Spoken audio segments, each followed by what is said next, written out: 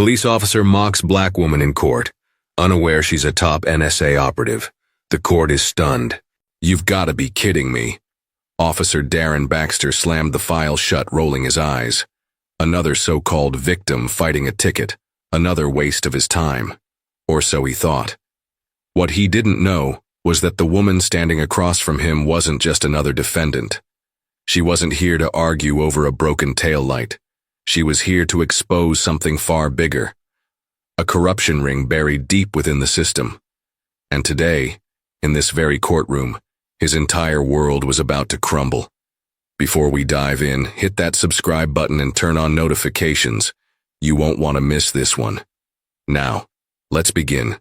8 o'clock in the morning, in the heart of downtown San Diego. The Edward J. Schwartz U.S. Courthouse vibrated with the purposeful energy of lawyers, plaintiffs, defendants, and curious onlookers. The marble floors gleamed under fluorescent lights, and the faint scent of disinfectant clung to the air.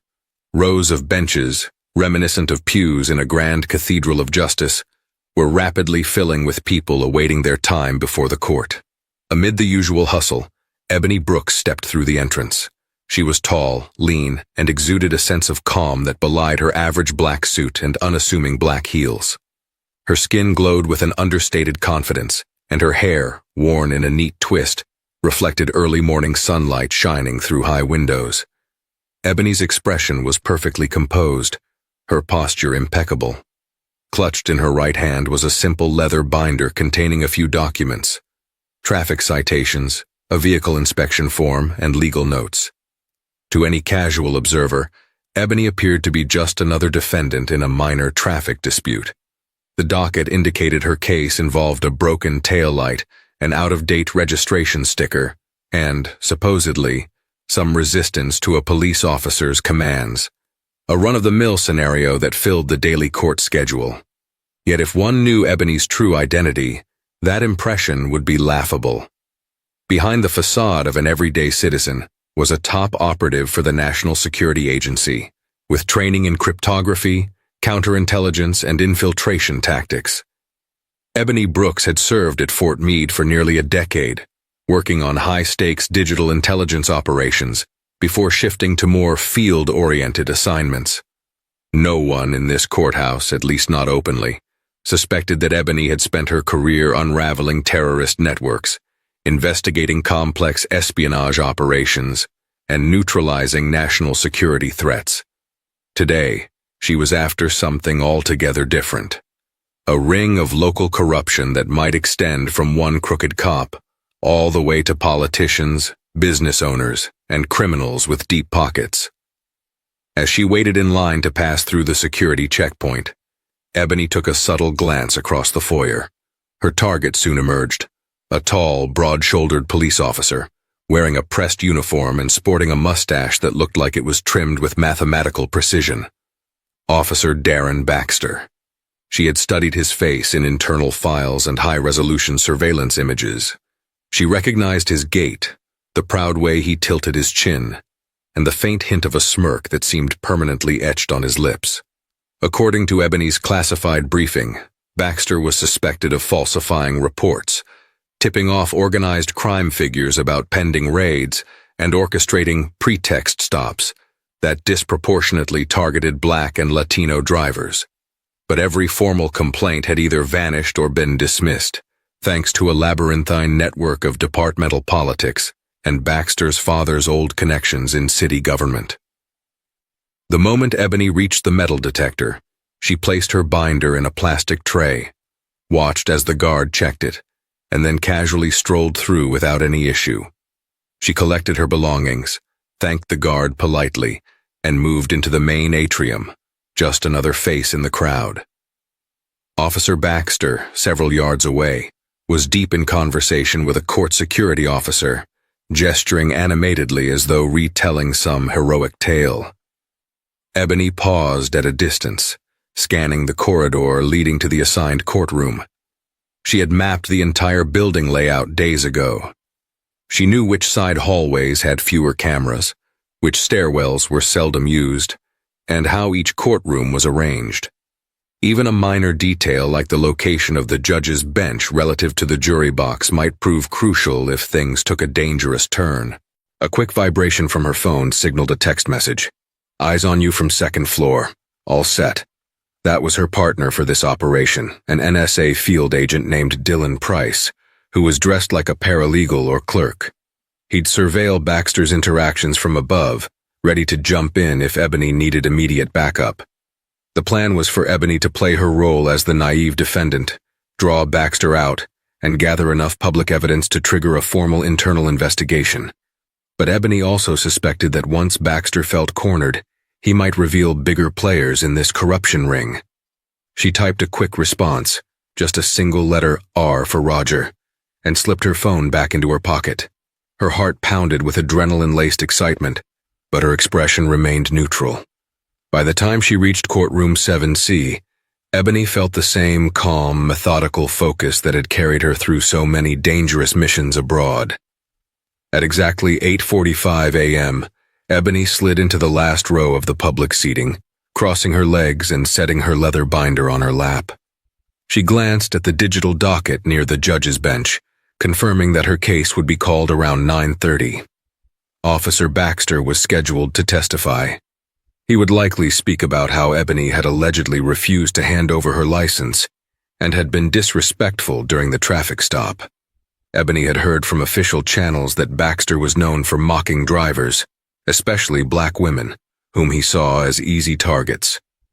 The question now was how openly he would reveal that side of himself in a courtroom. Unbeknownst to Baxter, Ebony was not merely fighting a petty citation. She carried years of experience in exposing criminals far more sophisticated and ruthless than one municipal cop.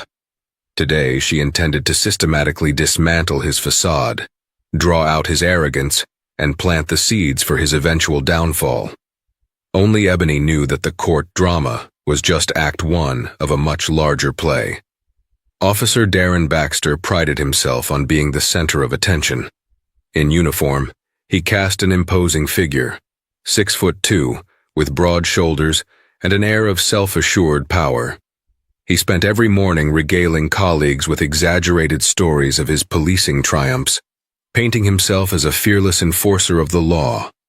Underneath that facade, however, lay a complicated and ethically dubious history. His personnel file showed a mix of commendations for bravery and repeated allegations of misconduct. Complaints from drivers, mostly from minority communities, stated that he used racially charged language, performed unjustified searches, or escalated routine traffic stops into fraught confrontations. Internal Affairs had launched multiple inquiries, but each time the case either dissolved for lack of evidence or was quietly settled out of court. Rumor in the station halls was that Baxter had powerful friends among local politicians, thanks to his father's tenure as a deputy mayor decades earlier. Standing by the corridor, Officer Baxter checked his watch, 8:48 a.m. He liked to arrive early to the courthouse so he could banter with security staff and lawyers, flaunting a casual arrogance. Today's hearing was about a mouthy woman who had dared to question him during a late-night traffic stop. Baxter often singled out such individuals for citations or even arrests, believing that any pushback against his authority deserved swift punishment. In his mind, Ebony Brooks was just another troublemaker who needed to be taught a lesson in the legal system. Spotting Ebony across the foyer briefly, he recognized her from the night he stopped her car. She had the same self-assured posture, the same calm eyes that had irked him during the traffic stop. Unaccustomed to being challenged, Baxter felt a twinge of annoyance at the memory. She had dared to ask why she needed to step out of the car and had demanded to see his probable cause. He'd ended up writing her a citation that included an allegation of non-compliance, fully expecting that she'd either pay a fine or lose the case outright. But here she was, apparently ready to fight back in court. Baxter resolved to humiliate her publicly. He downed the last of his coffee and tossed the cup into a nearby trash can, missing by a good 6 inches. Without even glancing to see if it landed, he strolled toward courtroom 7C. The way he carried himself, chin high, hands clasped behind his back, suggested a man convinced of his own invincibility. No dashcam footage or contradictory witness, he believed, could stand against his word. He was confident the judge would side with him, a veteran officer. After all, hadn't it always worked in his favor? Ebony's case was eventually called, and she rose to approach the defendant's podium. Officer Baxter took his place on the opposite side, accompanied by a junior prosecutor assigned to the municipal court. Judge Marianne Cole, a middle-aged woman with salt and pepper hair, presided over the hearing. Her reputation was one of strict fairness, and she was known to take no nonsense from either side. "All rise," the bailiff announced, prompting everyone to stand momentarily. The judge seated herself and nodded for both parties to proceed. The prosecutor spoke first, reading the city's case. Ebony Brooks was charged with operating a vehicle with a broken taillight, failing to provide identification promptly when asked by a police officer, and resisting an officer's instructions during a traffic stop. A trifecta of misdemeanor-level infractions that could result in fines or even a short jail sentence in extreme cases. Ebony listened quietly, her face betraying neither worry nor anger. Officer Baxter was called upon to recount his version of events. He stepped forward, addressing the court. "On the night in question," he began, "I observed Miss Brooks's car with a visibly broken taillight. When I pulled her over, she refused to roll down her window fully. Upon finally rolling it down, she refused to hand over her license or registration. She was confrontational, Your Honor, and kept asking why she was stopped, despite my repeated explanations." He exhaled, a performance of feigned exasperation. "Ultimately, I had to request backup. She did eventually produce her license, but the entire stop was far more difficult than it needed to be due to her behavior." Ebony looked on with measured calm, waiting for her turn. She knew Baxter had intentionally omitted key facts, that she had politely asked the reason for being pulled over. He didn't answer. That he banged the rear of her car with his flashlight, possibly damaging the taillight on purpose, and that he sneered at her inquiries about probable cause. He also conveniently neglected to mention his condescending references to "people like you," which Ebony had found deeply telling. When the judge signaled for Ebony to respond, she stepped up to a small microphone on the defendant's table. "Your Honor, there is more to this situation. I have a signed statement from the mechanic who examined my car immediately after the stop. According to him, there was no evidence of a broken taillight. Moreover, Officer Baxter was aggressive from the moment he approached my window, calling me a troublemaker without any basis." She reached into her binder, pulling out the mechanic's report. The bailiff passed it to the judge, who scanned the document with a critical eye. The judge raised her gaze to the prosecutor. "Are you aware of this mechanic's statement?" The junior prosecutor cleared his throat. "We were made aware, Your Honor, but we dispute its validity. It could be that the taillight was malfunctioning intermittently. Also, Miss Brooks did not fully comply initially. She did not immediately present her license." Ebony suppressed a small smile. She knew from training that building a foundation of doubt in a routine hearing could be powerful. She had only begun to peel back the layers. The bigger revelations, like dashcam tampering, were still in her pocket, waiting for the right moment. Judge Cole set the statement aside. "Officer Baxter, was there dashcam footage from the night of the stop?" Baxter hesitated. "The dashcam malfunctioned, Your Honor. There is no recoverable footage." Ebony looked directly at him, her voice clear. "I find that very convenient, officer. This seems to happen frequently in your cases, doesn't it?" The judge's brow furrowed. "Miss Brooks, I will ask you to stick to the specifics for now." "Yes, Your Honor," Ebony said with a polite nod. She recognized the need to remain calm and factual. However, she had already sown the initial seed, that Baxter's word was not inherently bulletproof. She also knew Baxter's dashcam mysteriously failed on multiple occasions, according to internal records she had unearthed. For now, she would let the tension simmer. Judge Cole glanced at the clock. "Given the conflicting reports, I will set this matter for a continued hearing. Officer Baxter, Please ensure your department provides any relevant maintenance logs or digital files regarding your vehicle's dash cam by the next court date. Miss Brooks, you may gather your evidence or witness statements. We'll resolve the matter then. Understood, Ebony replied, her voice measured. She met Baxter's stare briefly. He glared back, an expression that radiated hostility. The hearing concluded moments later with a bang of the judge's gavel, and Ebony returned to her seat. Another wave of cases began, so Ebony quietly gathered her things and headed into the corridor. As she passed Baxter, he muttered under his breath, "You're wasting your time. I don't lose in this courthouse." Ebony paused, turning to face him. "We'll see, officer." She kept her tone polite, but a subtle challenge shimmered beneath. Baxter snorted, then sauntered away. Ebony watched him go, feeling an undercurrent of determination. She had accomplished her initial objective, establishing the first crack in Baxter's credibility. Now she would move methodically to enlarge that crack until the entire structure of his misconduct collapsed. After leaving the courtroom, Ebony stepped out into the crisp mid-morning air. The city hummed with activity. Traffic pulsed through the streets and pedestrians flowed along sidewalks. She walked calmly to a small cafe 2 blocks from the courthouse, scanning every reflection in the shop windows to make sure she wasn't followed. Years of field experience made these habits second nature. Inside the cafe, Ebony spotted Agent Dylan Price seated near the back. He wore an unremarkable gray suit, the kind that merged into any office crowd. A half-empty cup of coffee sat on the small circular table. She joined him quietly, placing her binder on the tabletop. "Anything unusual?" Price asked under his breath, his lips barely moving. Ebony shook her head, scanning the cafe for eavesdroppers. "He's suspicious, but not suspicious enough yet. I think he believes I'm just a headstrong woman trying to fight a losing ticket." Price sipped his coffee.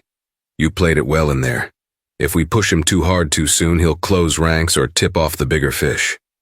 "I know." Ebony folded her hands. "But the next hearing is in about a week. By then I want to have enough evidence to corner him publicly. Once we do, he might flip on the broader ring." Price tapped the table lightly. "We've been digging. Early signs show Baxter likely shares intel with a local gang that deals in narcotics and illegal firearms. They pay him to sabotage investigations and tip them off about raids. We suspect there are city officials involved too, like the old circle around Baxter's father." Ebony nodded. She had read the partial intelligence briefs. "This is bigger than I expected," she admitted. "But the approach remains the same. I gather evidence under my civilian defendant's guise. We push for departmental records, and we see if Baxter panics. Once he does, we trace the lines upward." Price leaned forward. "Just be cautious. If Baxter smells a rat, he could get violent. We both know how impulsive men like him can be when they feel cornered." Ebony's mind flitted to her array of self-defense tactics and the small sidearm she had stashed in a locked compartment of her car. "I can handle myself," she said softly, meeting Price's gaze. "But yes, I'll be careful. In the meantime, can you follow the money trail through those partial bank records we found?" He nodded. "Already on it. We also have a contact in the police department's IT division who might discreetly confirm if dashcam footage was ever recorded on Baxter's night shifts. The official line is that it malfunctioned, but we suspect tampering." "Exactly," Ebony said, recalling how many times Baxter's dashcam had broken when people alleged misconduct. "Let's reconvene in a couple of days with updates." Price agreed, and Ebony rose, giving him a casual nod. She left the cafe, binder in hand, fully aware that each step brought her closer to a confrontation with Baxter's carefully protected world. She also understood that once you tug at a corruption thread, the entire tapestry can unravel violently. But Ebony was committed. She'd never walked away from a mission before, and she wasn't about to start now. That same afternoon, Officer Baxter paced the cramped break room at his police precinct, cell phone pressed to his ear. Through a grimy window, he could see patrol cars come and go. His frustration crackled in his voice. "Look, I'm telling you," Baxter said in a low tone, "this woman is..." She's pushing it. She's got some nerve demanding those dash cam logs. A pause. Then he continued. Yeah, I know. I told the judge it malfunctioned, but I can't produce what doesn't exist, right? No, I don't think she has a lawyer. She's representing herself. Something's off, though. She's too calm, too prepared. He flicked a glance toward the hallway, making sure no one was listening. Maybe I need your help to make sure certain records stay unavailable. I mean, we can't let this blow up. Right, I'll keep you posted. Ending the call, Baxter exhaled, forcing himself to appear casual as a fellow officer passed by. A flicker of uncertainty gnawed at him. He reminded himself that he'd handled bigger challenges in the past. Complaints, internal affairs, sniffing around. He always emerged unscathed, thanks to connections behind the scenes. This Ebony Brooks might be more persistent than most, but she was still just a lone defendant. He could handle her. He had to. Later that day, Ebony sat in her modest apartment, which she'd rented under her civilian alias in downtown San Diego. She booted up a secure laptop, the operating system heavily encrypted. She logged onto a clandestine NSA server, uploading a short summary of the day's events for her superiors at Fort Meade. Nothing too revealing, just a status report. Once the report was filed, Ebony opened a second program to communicate with a close ally in the NSA's cyber division. The conversation was short but informative. Word was that some local law enforcement servers showed signs of unauthorized access.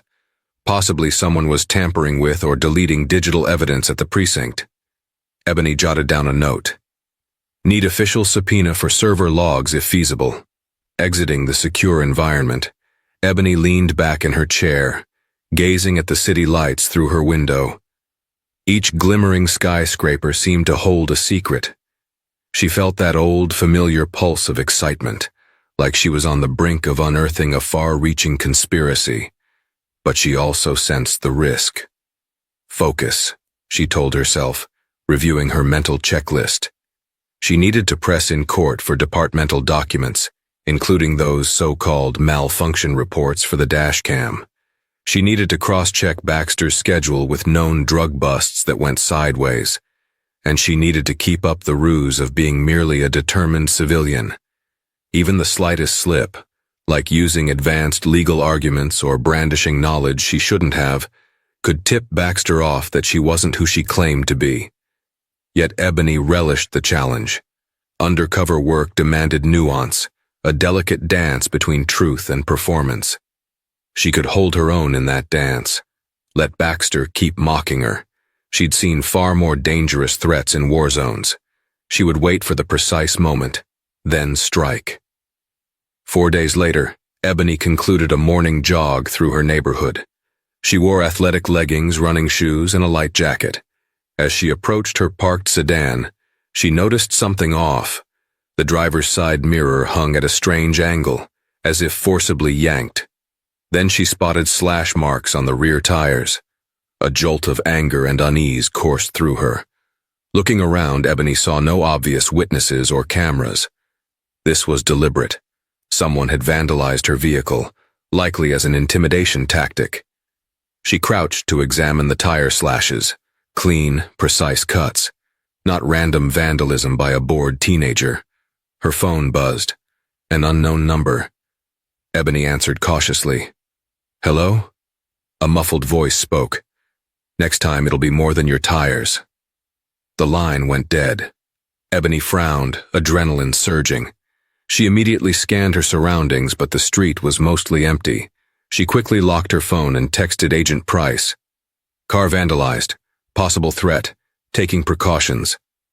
She was no stranger to intimidation. In past missions, she'd faced hostile groups who tried everything from phone threats to planting explosive devices. But this was a domestic scenario with a single corrupt cop and his associates. Even so, Ebony refused to be rattled. They want me scared, she thought. They're trying to make me back down. She would respond by digging deeper, doubling her efforts. When dealing with bullies, Ebony believed, you either stand your ground or you let them trample you. She'd stand her ground. The next day, Ebony filed a formal motion with the court to expand discovery, referencing the suspicious pattern of missing dashcam footage. She cited the vehicle maintenance logs that Judge Cole had requested, plus the partial server data that implied a manual deletion. The motion was crisp, direct, and couched in the language of a determined citizen, rather than a seasoned intelligence operative. 2 days later, 5 days before the scheduled hearing, Ebony received notice that the judge had reviewed her motion and decided to allow it. A subpoena was issued compelling the San Diego Police Department to turn over all dashcam-related files for Baxter's patrol unit for the past 6 months. Ebony smiled as she read the court order. This was precisely the wedge she needed. Simultaneously, Ebony got a text from Price. DA's office just learned about your subpoena. They're not happy. Expect pushback. Ebony pocketed her phone. She anticipated that the district attorney might try to protect Baxter, or at least avoid public embarrassment for the city. But a subpoena couldn't be ignored easily. That evening, Ebony spoke with a contact at the NSA's Fort Meade. The conversation was short, confirming that they had all the legal basis to keep pushing. The agency's stance: let Ebony continue the infiltration, but remain safe. If local corruption threatened to sabotage the case, the NSA might intervene more overtly. Ebony preferred to keep the operation low profile, though, because an official NSA presence could spook the conspirators into hiding. A day later, Ebony arrived at the police station's records division, a dingy office in the basement level, filled with filing cabinets, old computers, and the stale smell of dust. Clutching her official subpoena, Ebony presented it to a clerk named Tyler Munoz, a lanky young man with curly hair who seemed perpetually nervous. "I'm here to inspect any and all dashcam storage logs for Officer Darren Baxter's unit," Ebony said politely, handing him the paperwork. Munoz scanned it, brow wrinkling. "Yes, ma'am. We got a heads up about this, but it might take a while to gather everything. I'll escort you to the viewing room." The viewing room turned out to be a small office with a single wooden table, fluorescent lights that flickered occasionally, and a dusty monitor for reviewing digital files. Munoz rummaged through boxes stacked along a wall. Ebony made small talk, noticing his agitation. "Busy day?" she asked. Munoz shrugged, glancing at the door. "Something like that. I don't want to get in trouble, but if you're looking into Officer Baxter, just be careful." Ebony tilted her head. "You've heard stories?" Munoz hesitated. "I don't want to say too much, but my cousin got pulled over by him once. It was rough." His eyes flickered with concern. "A lot of folks in here don't trust him, but he's got friends in high places." Ebony gave a sympathetic nod, but she didn't press the issue. Munoz booted up an old computer connected to the department's server. After entering a series of passwords, he opened the folder for Baxter's dashcam records. Many entries were labeled "corrupted, cannot open." Others had normal timestamps and file sizes. "Court order says you can examine them," Munoz explained, stepping back. "But you can't copy or download anything without higher authorization." Ebony nodded, pulling on a pair of headphones. Over the next few hours, she painstakingly clicked through each available video, noting their date stamps, lengths, and content. Some displayed mundane traffic stops, drivers who meekly handed over their licenses. Others showed Baxter's demeanor shift from calm to aggressive in seconds. Ebony felt her chest tighten, watching his harsh tone when dealing with drivers of color. Still, the videos Ebony most wanted, the ones from the night Baxter stopped her, showed only error messages or short blacked-out clips. She calmly took notes, screenshotting metadata where permissible under the subpoena. She also quietly recognized that the official system might have been scrubbed. The partial logs provided by Agent Price suggested someone carefully targeted certain files. Ebony rechecked every possibility, concluding that indeed, her specific date was missing from the official record. By the time Ebony finished, her notepad was filled with references to missing timestamps and suspicious corrupt labels. She thanked Munoz politely and departed. Though she had no direct proof yet, Ebony felt the tension coiling. The pattern of missing files was too deliberate. She planned to present this in court, forcing Baxter to explain why so many malfunctions happened on nights that generated civilian complaints.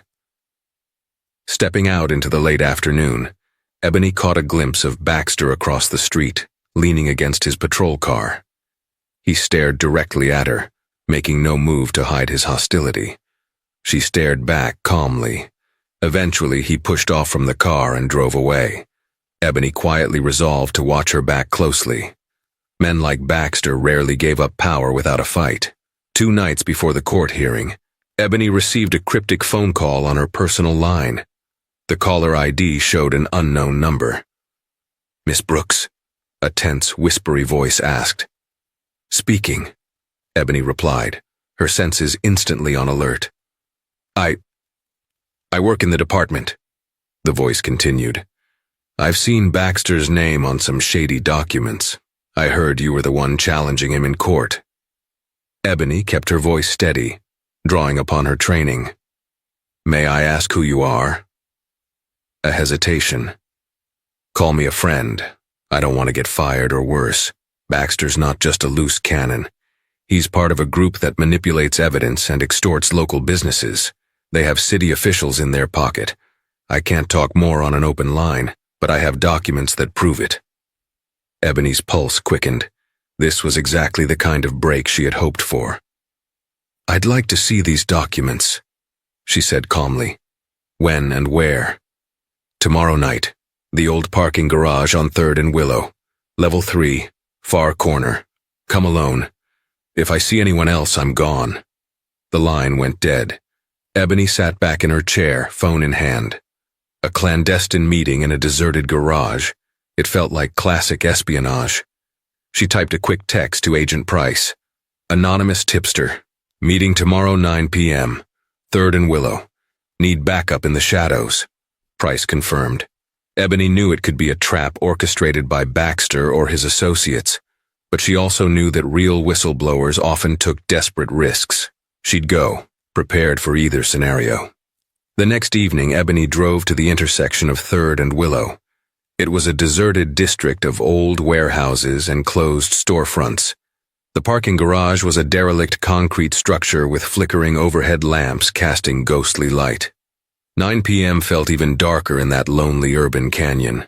Wearing a simple black jacket and flat shoes, Ebony stepped out of her car on level 2 and climbed a flight of stairs to level 3, each footstep echoing. She clutched a small flashlight, her concealed sidearm holstered at her waist. Agent Price was somewhere below, hidden in a vantage point with line of sight to Ebony's location. She reached the far corner, her ears straining for the slightest sound.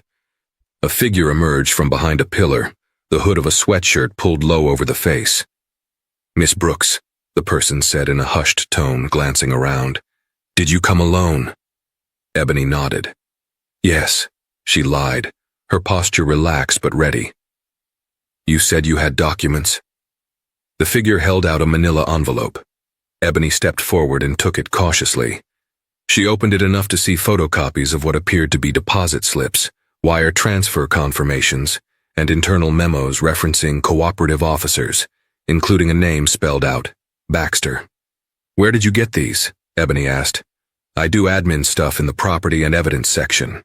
I recognized Baxter's name on these suspicious transactions. They pay him, and sometimes he passes on intel about police schedules." The hooded figure paused, voice quivering. "I was too scared to go to IA. You know how the department can be." Ebony's mind whirled, scanning the documents. They looked legitimate, detailing payments from a shell corporation into a bank account with partial references to Baxter. "This is dangerous for you," she acknowledged, "but it could help expose everything." The figure nodded. "Just promise me, if you blow this open, you won't reveal my name. I need to stay alive." Before Ebony could respond, the squeal of tires echoed through the garage. Headlights flared across the walls. A dark SUV careened onto level 3, engine roaring. The tipster cursed and bolted deeper into the shadows. Ebony ducked behind a concrete pillar, the manila envelope pressed against her chest. Her phone vibrated with a text from Price. "SUV, plate partial match to known associates of Baxter." The SUV screeched to a halt, and 2 men jumped out, shining flashlights. Ebony steadied her breathing. She peered around the pillar, catching a glimpse of a tall man scanning the area. Another voice barked, "Find them!" Ebony recognized the staccato threat in the man's tone. These were enforcers, possibly gang members or Baxter's hired help. She considered her weapon, but her training told her not to engage unless absolutely necessary. She wanted to see if they'd find the tipster or if Price could intervene first. The men fanned out, stepping cautiously between parked cars. One called, "We know someone's here. Show yourself." Ebony stayed motionless, scanning for a route to escape or defend. Her phone vibrated again. "Moving to flank them, stay low." A flash of movement told Ebony that Price was on the move. She heard a quick shuffle, then a muffled cry as one of the men was tackled to the ground. The second man spun around, shining his flashlight wildly. Ebony seized the moment to step out from her hiding spot and level her sidearm in a stable stance. "Drop it!" she shouted, seeing the man reaching into his jacket. "Now!" He froze, stared at Ebony, then slowly raised his hands. Price emerged from behind, pinning the first man. The entire confrontation took less than a minute, but the tipster had vanished in the chaos, presumably fleeing down a back stairwell. Ebony quickly pocketed the manila envelope. Approaching the second man, Ebony kept her weapon trained, while Price retrieved zip ties from his own belt. The man glared at Ebony with a mixture of fear and hate. "You have no idea what you're doing," he growled. Ebony's face remained impassive. "I know exactly what I'm doing. You're trespassing on private property, assaulting people. Maybe you work for Baxter or maybe not, but you're done for tonight." They left the two men bound. Price called the local cops anonymously, reporting suspicious individuals in the parking garage. Ebony slipped away into the stairwell, making sure no trace of her presence was left behind. Safe in her car, Ebony examined the manila envelope again. The documents might be the missing puzzle piece, financial proof linking Baxter to off-the-books payments. She felt a surge of gratitude to the unknown tipster and hoped they remained safe. She also knew the next few days would be critical. If Baxter realized Ebony had this level of proof, he could become even more dangerous. But Ebony had one advantage, the element of surprise still mostly intact. Baxter had no idea she was more than a persistent defendant. She was, in fact, an NSA operative with a network of allies ready to blow his corruption ring wide open. The day of the hearing arrived. Ebony Brooks walked into courtroom 7C with the quiet confidence of someone who had spent years dismantling criminal enterprises. She wore a crisp blazer over a white blouse, her hair in a modest bun. In her hands was a neatly organized folder, the final compilation of her evidence so far. Seated at the plaintiff's table, Officer Baxter exchanged whispers with a new prosecutor, this time a more senior figure named Carla Morton. Morton was known for her aggressive style, but Ebony didn't flinch. She took a seat on the defendant's side, setting her evidence on the table. Judge Cole entered, robes flowing, and the bailiff called the court to order. After disposing of two minor cases, the judge announced, "Next matter, People versus Brooks. Please approach." Ebony rose, stepping to the podium. Morton and Baxter did the same. The judge briefly glanced at Ebony, then at Baxter. "We've had requests for discovery, subpoenas, allegations of missing dashcam footage. Let's proceed." Carla Morton opened confidently. "Your Honor, Officer Baxter maintains the dashcam malfunctioned at the time of Miss Brooks's stop. We have no recorded footage to submit. However, Miss Brooks has cast aspersions that Officer Baxter is habitually deleting data. That's a serious accusation with no foundation." Ebony kept her face neutral. "I disagree, Your Honor." She lifted a small stack of papers from her folder. "In the last 6 months, there have been multiple malfunctions specifically tied to officer complaints. We have server logs indicating the files once existed before being corrupted. I filed a motion, you approved it, and the department was to provide the dashcam system logs." Judge Cole nodded. "Officer Baxter, did you comply with the order to turn over all relevant system logs?" Baxter cleared his throat, his posture stiff. "We attempted, Your Honor. Some logs are not available. The department's IT staff said they had a server malfunction. This is beyond my personal control. Ebony calmly unfolded another sheet. And yet, according to these partial server records, she handed them to the bailiff. The only logs missing are from nights Officer Baxter performed stops that led to complaints. That pattern is highly suspicious. In addition, the logs referencing my stop indicate a successful recording for nearly 10 minutes. The official story is that it doesn't exist. So where did it go? Murmurs rippled through the courtroom. Baxter's face darkened. The judge scrutinized the documents, flipping pages slowly. Carla Morton tried to intervene. Your Honor, with respect, these so-called server logs might be incomplete or tampered with by an outside party. We can't confirm their authenticity. Ebony took a breath, pivoting to her next line of argument. She pulled out the manila envelope documents, carefully selected pages, omitting any direct mention of the mysterious tipster. Your Honor, I have additional evidence suggesting that Officer Baxter receives off-the-books payments from an entity that benefits from the deletion of certain dashcam footage. I'm prepared to submit these financial records for the court's review. A hush fell over the courtroom. Baxter's eyes flared with panic. He leaned toward Morton, whispering urgently. The judge's eyebrows shot up. Financial records? This is now well beyond a simple traffic violation. Carla Morton tried to regain control. Your Honor, we object. This is irrelevant to the matter at hand. Miss Brooks is turning this into a witch hunt. Ebony spoke clearly.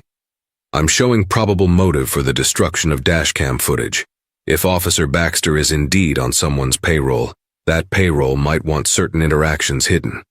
I believe the entire traffic stop was a pretext for intimidation or some other purpose related to these payments. Baxter finally erupted, voice tinged with anger. This is outrageous. She's lying to save face. She's pulling random data out of nowhere. Judge Cole banged her gavel once, silencing him. Officer Baxter, you will contain your outbursts in my courtroom. She turned her attention to Ebony. Miss Brooks, I'm going to allow a brief evidentiary inquiry. If you can show a legitimate link between these financial records and the missing footage, we'll proceed. But if this is speculation, I will dismiss it. Ebony exhaled calmly, nodding. She had come prepared. She laid out how certain sums corresponded with nights that dashcam footage went missing.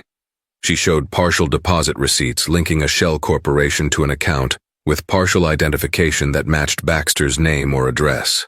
Though not a smoking gun on its own, it formed a compelling puzzle. The judge frowned, flipping through each page with growing concern. Carla Morton attempted a last stand. Your Honor, this hearing has turned into a fishing expedition. At most, Miss Brooks has raised peripheral issues. The question remains whether she violated traffic regulations or resisted a lawful stop. We maintain she did. Judge Cole leaned forward, peering at Baxter. Officer Baxter, do you wish to respond to the suggestion that you have a financial motive to erase dashcam footage? Baxter's face flushed. A muscle twitched in his jaw. Your Honor, I have no such motive. This is a smear campaign. I'm a decorated officer and I've never been charged with misconduct. Charged, no. Ebony interjected softly. But multiple complaints lodged, all mysteriously unproven. There's a pattern here, Your Honor. The judge stared at Baxter for a long moment, then turned to Ebony. Given the severity of these allegations, I'm inclined to recommend a deeper investigation, beyond the scope of this traffic hearing. As for the citation itself, Carla Morton tried again. We asked the court not to dismiss the charges prematurely. But the judge had already made up her mind. She exhaled, as though pained by the complications. I see no credible evidence that Miss Brooks actually had a broken tail light. The departmental logs are incomplete at best, suspiciously altered at worst. The city's burden of proof is not met. I hereby dismiss all charges against Miss Brooks. A wave of murmurs passed through the courtroom. Ebony forced herself not to smile too broadly. She was relieved. But her real mission was far from done. Officer Baxter's fists clenched at his sides. As the judge prepared to move on, Ebony said quietly, Your Honor, if I may, I ask that the court forward these findings to the District Attorney's Office and Internal Affairs for a formal inquiry into Officer Baxter's conduct. Judge Cole eyed Ebony thoughtfully. I can certainly recommend it. Whether the DA acts on it is another matter. Carla Morton's face darkened. This was a public forum, and Ebony had effectively forced a recommendation for further investigation. Morton slammed her brief closed, turning away from Ebony in frustration. The gavel struck, and Ebony's traffic case was officially over. Court adjourned. Officers in the gallery muttered among themselves, while other defendants looked on with curiosity or admiration. Ebony gathered her papers neatly, turning to see Baxter staring at her with livid eyes. He stepped forward, ignoring Morton's attempts to calm him. "This isn't over." Baxter spat under his breath, loud enough for Ebony to hear. "You're messing with powerful people." Ebony held his gaze steadily. She saw the underlying fear behind his bravado. "Then they're welcome to face me," she replied. For an instant, Baxter looked like he might lash out physically. But a bailiff was watching closely, so he pivoted, storming out of the courtroom. Ebony exhaled, letting the tension drain from her shoulders. Stage 1 of her plan, exposing his misdeeds publicly, was done. Now, Ebony would coordinate with Agent Price and the broader intelligence apparatus. With so much evidence swirling, Baxter would be under scrutiny. If he panicked, he might try to destroy more files or reach out to accomplices. Ebony intended to track every move. Outside in the corridor, Ebony noticed Carla Morton speaking into her phone, face tight with displeasure. Possibly calling someone higher up to warn them about Ebony's allegations. Ebony walked past, ignoring Morton's glare. She was done fighting in that courtroom. The real war against local corruption was about to intensify. 2 days after the court hearing, Ebony and Agent Price convened at a secure location arranged by the NSA, a small office above an insurance agency with tinted windows and minimal foot traffic. They pinned printouts on a corkboard, copies of financial ledgers, screenshots from the dash cam server logs, the tipster's deposit slips, and media articles. Price traced lines between them with a marker. "We have half a dozen suspicious transactions to or from accounts tied to Baxter. We also see references to 2 local businessmen with rumored organized crime ties. One name surfaces repeatedly: Carter Linton. He's a property developer with known political connections." Ebony studied the lines. If Linton's paying Baxter for protection, that means local politicians might also be receiving hush money. This is a web. Baxter's just the enforcer. Price nodded. Which means if we push Baxter enough, he might flip on Linton to save himself. But that also means we risk him skipping town or taking violent action. Ebony rubbed her temples. "We should engage the FBI. This is crossing into RICO territory, but I want to keep a handle on it until we're certain. The last thing we need is half-baked federal raids that scare everyone underground." Price tapped his phone. "We have quiet cooperation from an FBI agent named Renata Healy. She's ready to open a case if we supply hard evidence of interstate transactions. Some of these wire transfers show out-of-state accounts." That was good news. Ebony felt a surge of optimism. With the FBI's authority, they could arrest Baxter and seize records from Linton and others in one coordinated strike. "We'll gather a bit more. Keep monitoring Baxter's communications if we can. The moment we have enough to ensure convictions, we move." Price agreed. Ebony, after years of infiltration work, knew that timing was everything. Expose a conspiracy too early, and you risk letting key players slip away or destroy evidence. Wait too long and you risk more violence or infiltration. She was determined to find the perfect moment to drop the hammer. Late on a Monday evening, Ebony got a tip from a minor informant in Baxter's orbit. Baxter planned a secret meeting with Carter Linton to discuss the Ebony problem. Ebony alerted Agent Healy, who arranged a discreet stakeout at an upscale lounge near the marina. Ebony herself stayed hidden in a nearby vehicle with tinted windows, scanning the entrance through binoculars. Around 9 p.m., Baxter arrived, glancing around nervously before entering. Moments later, Carter Linton showed up, wearing a tailored suit and flanked by 2 bodyguards. Over the next hour, Ebony listened to the FBI wire inside the lounge, hidden thanks to a cooperative employee. They heard Baxter ranting about Ebony, how she wouldn't stay in her lane, and how the judge's inquiry threatened them all. Linton sounded calm, advising Baxter to either scare her off or take more permanent measures if necessary. As Ebony listened, her hand tightened around her phone. A final, chilling line from Linton. "Let me know if you need someone to handle it. We can't afford a leak." That was it. Ebony exchanged glances with Price in the dark car. The FBI team overheard everything. Linton was actively discussing violence to silence Ebony. They had enough for conspiracy charges. Agent Healy gave the green light.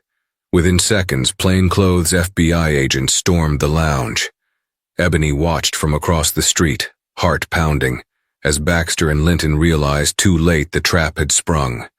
Agents shouted, "FBI, don't move!" The well-heeled clientele screamed. Baxter, wide-eyed, reached for his phone, only to have it knocked from his hand. Linton's bodyguards tried to intervene, but the FBI wrestled them down. Amid the chaos, Ebony stepped out of her vehicle, crossing the street. She spotted Baxter being led out in handcuffs. Their eyes locked. His face went ashen.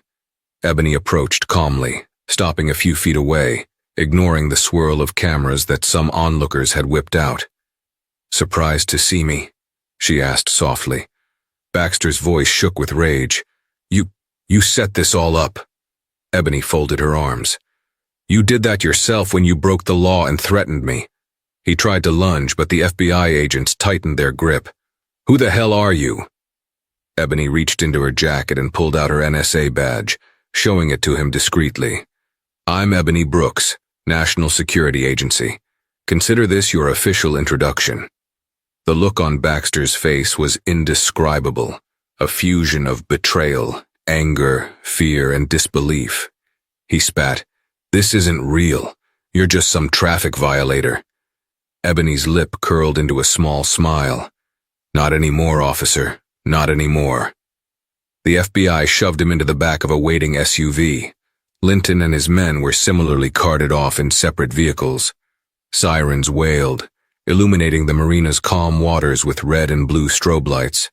Ebony stood among the confusion, taking a measured breath. The circle of corruption was finally broken. Baxter's arrogance, fueled by ignorance and bigotry, had led to his downfall. In the weeks that followed, Ebony gave closed-door testimony to the FBI and federal prosecutors. A grand jury was convened, and indictments rained down on Baxter, Linton, and a host of others named in Ebony's documentary evidence. The local news stations captured the story of an overlooked traffic case turning into a massive corruption bust. Some headlines read, "NSA Operative Infiltrates San Diego Police Corruption," though Ebony kept her involvement largely confidential. Official statements from the Department of Justice confirmed that Ebony's undercover role had been crucial, but offered no deeper details. The city reeled. Public trust in the police department wavered, leading the mayor to call for a thorough housecleaning. The newly motivated district attorney's office, chastened by public outcry, cooperated fully with federal agents to root out anyone connected to Baxter's ring. Officer Darren Baxter, once a brazen figure who mocked Ebony in open court, now faced a raft of federal charges: conspiracy, evidence tampering, racketeering, civil rights violations. He underwent multiple interviews, eventually naming other complicit officers and politicians in a futile effort to reduce his sentence.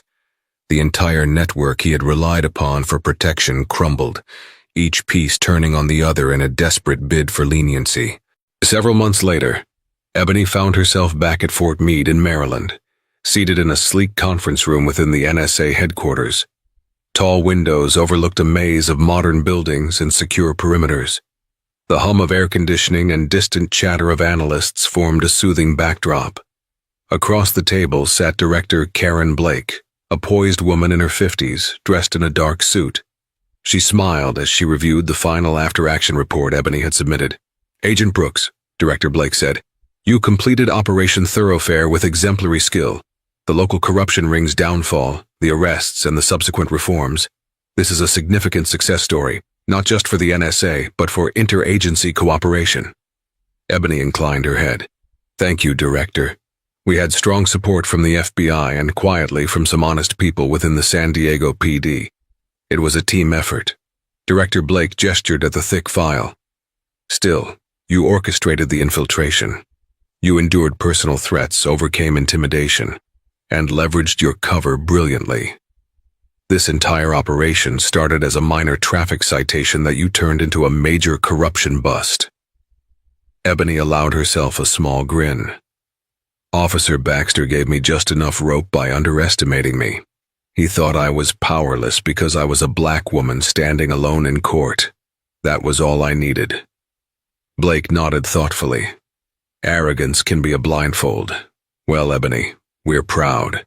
The DOJ has recognized your contribution and you can expect a commendation. As for your next assignment, we have some possibilities overseas, or you could remain stateside for a while. Ebony considered. Part of her longed to return to more global missions, but she also felt a sense of gratification, seeing real change happen at home. I'll review the options, she said at last, and let you know. They spoke for a few more minutes about logistics, debriefing protocols, and Ebony's well-deserved downtime. As the meeting ended, Ebony rose from her chair, shook Director Blake's hand, and left the conference room. She walked down a polished corridor, feeling the subtle empowerment of returning to her everyday environment, an NSA operative among many. But she carried fresh memories of that gritty local courtroom, where a single arrogant officer had laughed at her, thinking she was just another defendant who could be intimidated or silenced. He had no idea. Smiling faintly, Ebony exited the building into the crisp Maryland air. There was always another mission on the horizon, another pocket of corruption or threat to national security. Yet she felt a rare sense of closure. She had proven once again that even the mightiest conspiracies could crumble under the determination of those seeking truth, and that the law, when wielded by the right hands, could be a powerful weapon for justice.